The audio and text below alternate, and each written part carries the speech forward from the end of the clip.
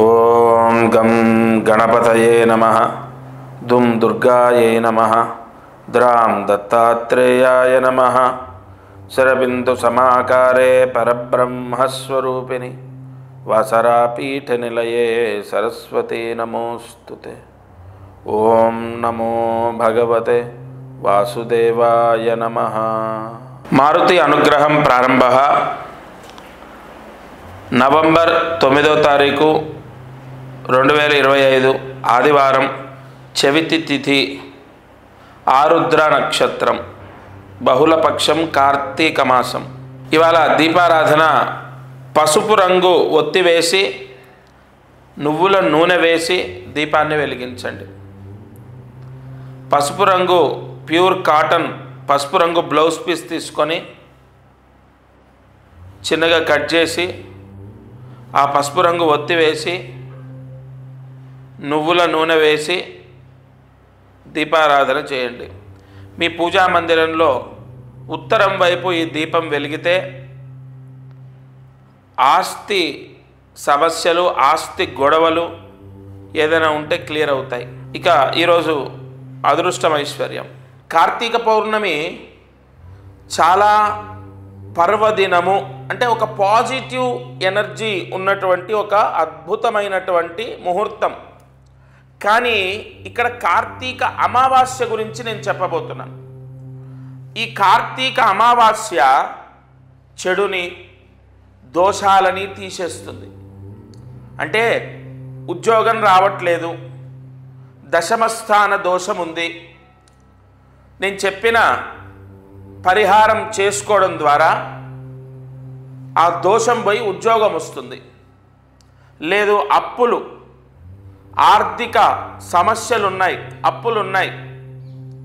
అయితే ఈ అమావాస్య రోజు నేను ఒక చిన్న పరిహారం మీ ఇంట్లో మీరు చేసుకునేది నేను చెప్తాను. ఆర్థిక పీడలు, అప్పులు పోవడానికి ఒక మార్గము అమ్మవారు మనకు ప్రసాదిస్తుంది. అలాగే వివాహం అవ్వాలి, కలత్ర దోషం ఉంది జాతకంలో, లేదా సప్తమాధిపతి నీచలో ఉన్నాడు, మళ్ళీ ఉదాహరణకు కుజుడు నీచలో ఉన్నాడు కర్కాటక రాశిలో, కర్కాటక రాశిలో పుష్యమి నక్షత్రంలో ఉన్నాడు, శని వక్రించున్నాడు, వివాహం అవ్వట్లేదు. అలాగే శని ఉన్న ప్లేస్మెంటు ఎలా చూసుకున్నా ఎక్కడో ఒక దగ్గర దోషం కనబడుతోంది. అమావాస్య, కార్తీక అమావాస్య, కార్తీక పౌర్ణమి ఎలాగైతే పాజిటివ్కి, మంచికి కారకత్వమో, కార్తీక అమావాస్య చెడుని హరిస్తుంది. అంటే వెంటనే వివాహం అవ్వడానికి ఈ పరిహారం చేసుకోండి. మీ ఇంట్లో మీరు వివాహం అవుతుంది. ఏం చేయాలి అంటే త్రికోణ భస్మము అని పంపిస్తాను నేను. త్రికోణ భస్మము. ఎవరికి సమస్య ఉంది, ఇప్పుడు అబ్బాయికి ఉద్యోగం రావాలి, లేదా అమ్మాయికి వివాహం అవ్వాలి, లేదా అమ్మాయికి ఉద్యోగం రావాలి, అబ్బాయికి వివాహం అవ్వాలి, లేదా ఆర్థిక పీడలు పోవాలి, అప్పులు పోవాలి, లేదు ధనయోగం, వ్యాపార యోగం, అన్నిటికీ మీ కోరిక ఏదో దానికి త్రికోణ భస్మము. ఆరోగ్య సమస్యలున్నా, పోయిన సంవత్సరం నేను మనస్ఫూర్తిగా, అంటే నిజంగా చెప్తున్నాను, పోయిన సంవత్సరం కార్తీక అమావాస్య రోజు ఎంతోమంది ఆర్థిక సమస్యలు ఉన్న వాళ్ళు నేను చెప్పిన పరిహారం చేసి ఆర్థిక సమస్యలు పోయాయి, ఆరోగ్య సమస్యలు పోయాయి అని చెప్పారు. అయితే ఈ త్రికోణ భస్మము మీ ఇంట్లో మీరు నీళ్ళలో కలుపుకొని స్నానం చేయాలి. నవంబర్ 20వ తారీఖు, నవంబర్ 19వ తారీఖు, 20వ తారీఖు, అంటే ఖచ్చితంగా 20వ తారీఖే త్రికోణ భస్మము అన్నది నేను పంపిస్తాను. ఆ త్రికోణ భస్మం ఏంటంటే ఆవాహన మంత్రాలతో, మూల మంత్రాలతో దాన్ని మంత్రించినటువంటిది. ఆ త్రికోణ భస్మం మీకు పోస్టు ద్వారా వస్తుంది. అది మీరు నీళ్ళల్లో కలుపుకొని స్నానం చేయాలి. ఇంటిల్లిపాదిలి చేయకూడదు. ఎవరి గురించి, ఇప్పుడు మీరు ఇక్కడ స్క్రీన్ పైన కనపడుతున్న నెంబర్కి ఫోన్ చేసి ఎవరి గురించి పూజ చేయమంటే వాళ్ళకే అది పనిచేస్తుంది. ఎందుకంటే అభిమంత్రణ చేస్తాం కదా, అబ్బాయికి ఉద్యోగం రావాలండి, అబ్బాయి గురించి చేయండి, అబ్బాయికి సంబంధించే పనిచేస్తుంది. అయితే ఒకవేళ అబ్బాయి ఇక్కడ లేడు, అమ్మాయి ఇక్కడ లేదు, అమ్మాయి కోసం, అబ్బాయి కోసం ఎవరైతే భగవంతుణ్ణి ప్రార్థిస్తున్నారో, అంటే అమ్మ కానీ నాన్న కానీ, జన్మనిచ్చిన తల్లి తండ్రి లేదా తోడబుట్టిన వాళ్ళు ఎవరైనా ఆ భస్మ స్నానం చేయొచ్చు. వాళ్ళ గురించి మీరు చేస్తే వాళ్ళకే పనిచేస్తుంది. ఎందుకంటే వాళ్ళ పేరు మీదే ఒకరోజు మూల మంత్ర ఆవాహన మంత్ర పూజలు చేసి మంత్రించి ఇస్తాం కాబట్టి వాళ్ళకే పనిచేస్తుంది. ఇంకొకటి, విపరీతంగా మనము అంటే పూజలు యజ్ఞయాగాది క్రతువులు చేస్తుంటాం, ఎంతో కొంత ఖర్చు అవుతుంది. అలా అంటే ఎక్కువగా ఖర్చు అయ్యేది కూడా ఏం కాదు, కేవలము మీకు 450 రూపాయలు, కేవలం 450 రూపాయలు మాత్రమే. అయితే ఒక 100 రూపాయలు పోస్ట్ ఛార్జ్ అనేది మీరు పెట్టుకోవాలి, అంటే 550 మీకు ఖర్చు అవుతుంది అంతే. దీనివల్ల ముఖ్యంగా కార్తీక అమావాస్య నేను చెప్పినట్టు చెడుని, దోషాలని, నవగ్రహ దోషాలని, ఏలినాటి శని దోషం, కుజ దోషం ఇవన్నీ కూడా తగ్గుతాయి.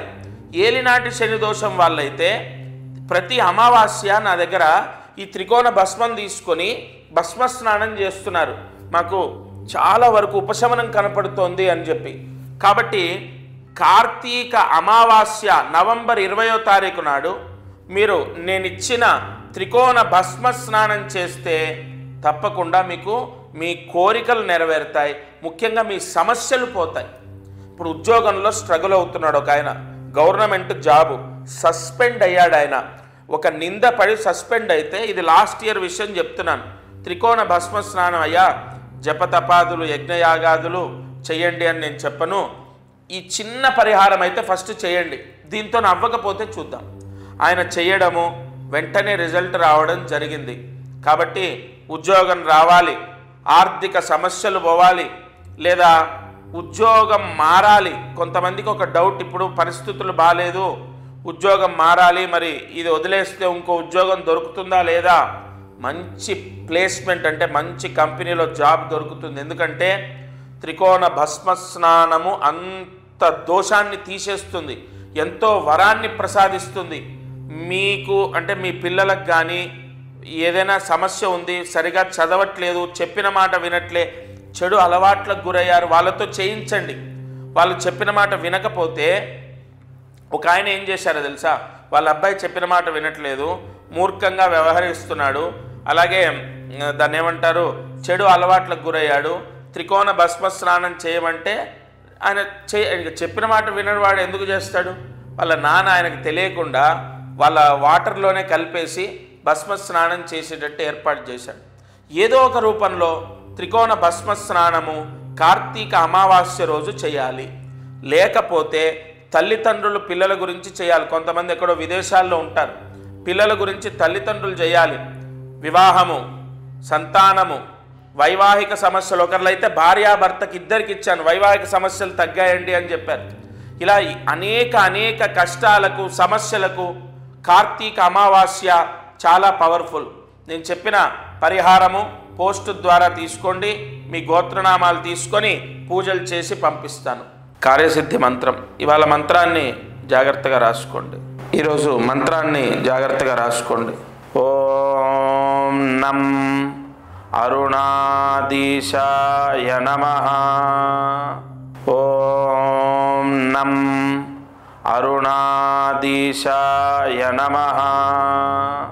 ఓం నం అరుణాధీశాయ నమః.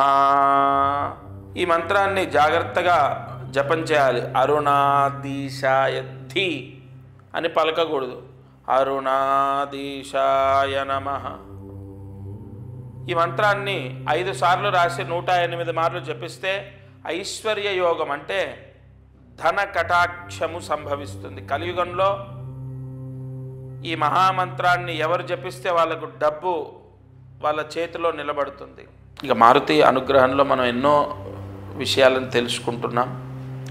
ప్రతిరోజు ఒక దీపారాధన గురించి ఎంతో వివరంగా నేను చెప్పడం గల కారణం, దీపారాధనతో అష్టైశ్వర్యాలు పొందిన కుటుంబాలు ఎన్నో ఉన్నాయి నాకు తెలిసినవే. నా వయసు ఎంత, నా పరిజ్ఞానం ఎంత, అటువంటి నాకు తెలిసినవే ఎన్నో ఉంటే మహానుభావులు మా గురువులు ఎంతమందిని ఉద్ధరించారు. సరే, నేను ఒక పరిహారం చెప్తున్నాను కదా, ప్రతిరోజు అదృష్టం ఐశ్వర్యంలో చెప్తూనే ఉన్నాను. త్రికోణ భస్మ స్నానము. కార్తీక అమావాస్య నవంబర్ 20వ తారీఖు విశాఖ నక్షత్రం గురువారం రావటం, గురువు నక్షత్రం రావటం, అమావాస్య ఖచ్చితంగా కార్తీక అమావాస్య రోజు త్రికోణ భస్మ స్నానం చేస్తే అంతులేని ఐశ్వర్యం. ఇది ఎందుకు నేను ఇంత మనసులోంచి మాటని వాడుతున్నాను అంటే, ఆ మాట అలా ఎందుకు చెప్తున్నానంటే, కొన్ని ముహూర్తాలు అంత యోగాన్ని, అంత వరాన్ని ఇస్తాయి. అబ్బాయికి ఉద్యోగం రావాలి, లేదా వివాహం అవ్వాలి, అమ్మాయికో అబ్బాయికో పెళ్ళి అవ్వాలి, అమ్మాయికో అబ్బాయికో ఉద్యోగం రావాలి, లేదు పాప ప్రక్షాళన. ఇదంతా కాదు, పాప ప్రక్షాళన అవుతుందండి త్రికోణ భస్మ స్నానం చేస్తే.